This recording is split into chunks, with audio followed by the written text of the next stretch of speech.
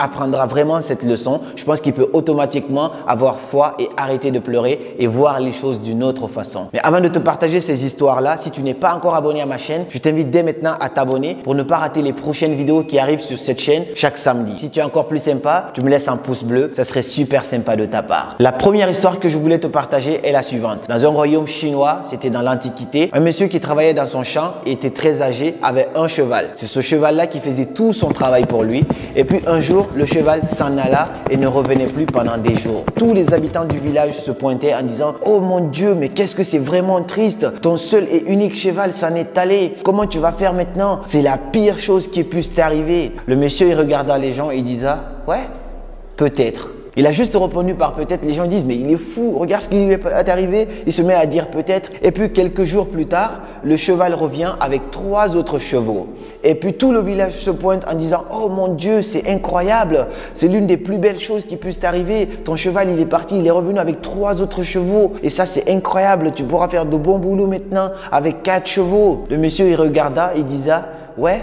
Peut-être. Il répondait encore par peut-être. Les gens se mettaient à dire mais il est fou ce monsieur, c'est la plus belle chose qui puisse lui arriver. Et lui il se met à dire peut-être. Et puis quelques jours plus tard, le seul fils unique de ce monsieur était en train de laver un cheval. Et puis le cheval lui donna un coup, il tomba et se cassa une jambe. Et puis tout le village se pointait. Oh mon Dieu, tu es devenu vieux. C'est ton seul fils qui faisait tous les travaux pour toi. Il s'est cassé une jambe. Comment tu vas faire? C'est la chose la plus déplorable, la plus triste qui puisse t'arriver. Et répondit également ouais, peut-être. Il répondait encore peut-être et les gens ils étaient vraiment choqués parce que là c'était vraiment dramatique normalement et le monsieur répondait encore peut-être. Quelques jours plus tard c'était la guerre et l'armée chinoise venait dans tous les villages pour recruter des jeunes afin qu'ils aillent en guerre pour combattre. Et la plupart de ces jeunes-là n'allaient probablement pas revenir. Mais quand ils venaient pour faire les sélections, ils ont vu le fils de monsieur, ils lui disent non, lui on ne peut pas l'amener parce qu'il a une jambe cassée. Et après le recrutement, tout le village se pointait encore en disant oh mon Dieu, mais c'est la plus belle chose qui puisse t'arriver, tu avais raison au final. Ça c'est cool parce que ton fils il va pas aller en guerre. Nous nos enfants ils vont probablement pas revenir. Le monsieur il regarda une nouvelle fois les gens et disait ouais peut-être.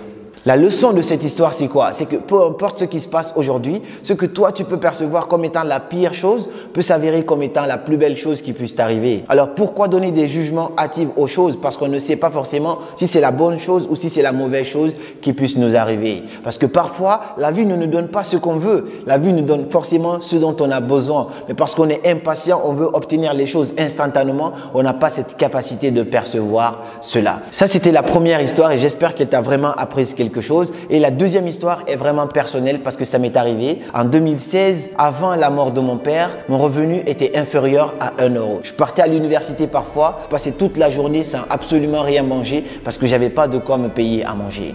Aujourd'hui, c'est plus facile de raconter cette histoire, mais ça me fait encore des séquelles quand je la raconte. En 2016, mon père, il décède d'une courte maladie parce qu'il était médecin, il tombait rarement malade. Et avant la mort de mon père, mon revenu journalier était inférieur à 1 euro. Donc après la mort de mon père, tout le monde se pointait chez nous en disant « Ouais mon petit, écoute, c'est comme ça la vie, courage, la vie ça va être dur, c'est la pire chose qui puisse arriver parce que c'était le seul père de famille, mais courage, ça va aller, ainsi de suite. » Moi j'entendais tout ça, donc normalement c'était la pire chose qui puisse m'arriver à moi, à mes frères et à ma famille, mais qui savait vraiment qu'est-ce qui allait se passer après?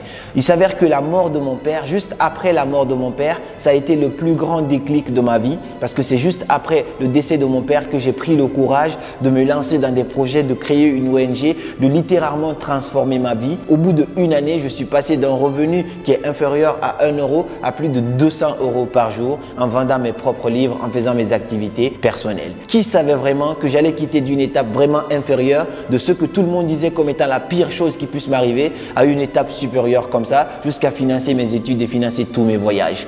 Personne ne pouvait le prédire. Donc ce que toi tu peux penser comme étant la pire chose aujourd'hui, c'est peut-être la plus belle chose qui puisse t'arriver. Je ne dis pas que le décès de quelqu'un peut être la plus belle chose, mais derrière chaque difficulté se cache une opportunité. Il suffit juste d'être patient, d'avoir la foi et de se dire que tout ce que la vie nous fait, tout ce que Dieu nous fait, tout ce que la nature nous fait, je ne sais pas comment tu l'appelles, est bon. C'est juste que sur le court terme, c'est assez douloureux de l'accepter. La troisième anecdote que je voulais te partager, celle-là, elle est vraiment très récente. Vous savez, sur ma chaîne YouTube, je publie une vidéo chaque samedi.